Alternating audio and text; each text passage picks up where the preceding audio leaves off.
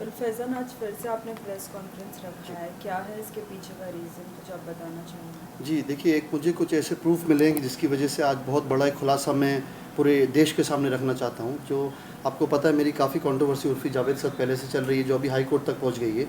तो कुछ प्रूफ़ ऐसे लगे हैं कि वो उर्फ़ी जावेद लड़की नहीं है, वो एक किन्नर है। तो अभी ये चीज़ हाई कोर्ट में मैं साबित करने वाला हूँ, कुछ सबूत लेके आ रहा हूँ, कुछ गवाह लेके आ रहा हूँ, जिसके लिए मंडे को मेरी लक्ष्मी नारायण त्रिपाठी जी के साथ मीटिंग भी है, जो किन्नर समाज की हेड हैं। सो वो चीज़ आज मैं साबित करूँगा सबके सामने कि वो एक किन्नर है, उर्फ़ी जावेद एक लड़की नहीं है। जिस तरह वो गंदा माहौल कर रही हैं, तो वो एक किन्नर ही कर सकता है जो वो कर रही हैं। लेकिन आपको क्यों लगता है उर्फ़ी किन्नर है? कुछ ऐसे प्रूफ मेरे हाथ लगे हैं, जिसकी वजह से जो मेरे लॉयर ने कहा है कि वो हम सीधे कोर्ट में पेश करेंगे। अभी उर्फ़ी की ऑलरेडी पेशी होने ही वाली है कोर्ट के अंदर। सो ऐसे कुछ प्रूफ आ गए मेरे लॉयर के हाथ में, तो बहुत जल्दी मैं आपके सामने साबित करूँगा। जिसकी वजह से आज मैं एक ये छोटा सा ये भी लेके आया हूँ, जिसमें आप देख सकते हैं। सो मैंने मेंशन किया है कि उर्फ़ी जावेद एक किन्नर है। जी।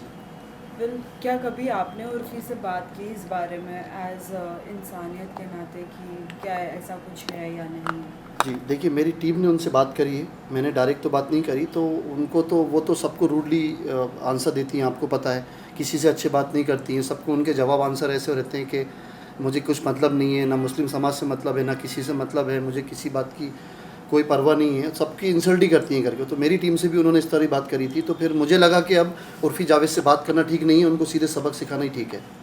आपने लेकिन सिर्फ उर्फ़ी को ही ऐसे क्यों टारगेट किया है? ऐसे तो बहुत से लोग हैं इस इंडस्ट्री में। लेकिन मुस्लिम होके कुछ इस तरह जो नाम ख़राब कर रहे हैं, ऐसे तो आई थिंक बहुत बहुत कम लोग हैं।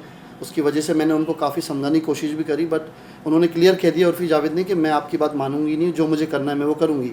तो फिर मैंने ठान ली कि जो मुझे करना है मैं वो करूँगा। तो अभी इसलिए मैं हाई कोर्ट तक पहुँच गया हूँ। लेकिन अगर आप कास्टिज़्म पे आते हो, अगर इस बारे में बोलते हो, तो हाल ही में हमने हिना खान का भी एक वीडियो देखा था जिसमें वो उम्रा करने गई है, लेकिन वहाँ पे वो अपने वीडियोस बना रही है। जी, उसके ऊपर भी कुछ बातें चल रही है, आपने उस पर क्यों नहीं टारगेट की? देखिए, वहाँ पे उसका एक कॉन्सेप्ट होता है। अगर आप हज या उम्रे पे जाते हैं, जो लोग उनके बारे में पता जी। करेंगे कि कहीं पे वीडियो बना सकते हैं आप, कहीं पे वीडियो नहीं बना सकते। तो उसके उसके दायरे में रह के अगर वो कुछ कर रही हैं, तो उसमें प्रॉब्लम है नहीं।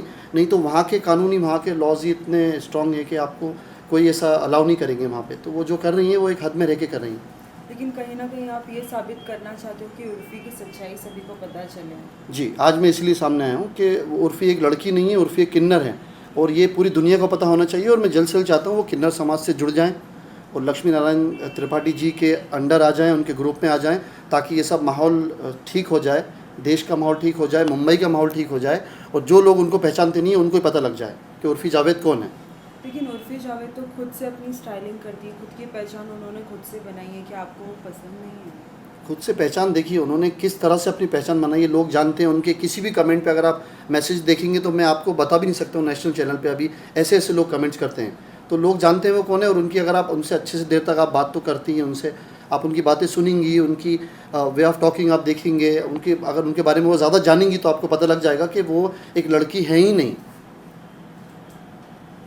सो अभी कुछ आप हिंट दे सकते हैं सभी को, किस तरीके के प्रूफ आपके जी, पास हैं? मंडे को बस मेरी मीटिंग लक्ष्मी नारायण त्रिपाठी जी हैं, आप जानती हैं शायद उन्हें, कि वो किन्नर समाज की हेड हैं, और उनसे मेरी उस बारे में पूरी चर्चा होने वाली है। मेरी टीम उनसे अप्रोच कर चुकी है।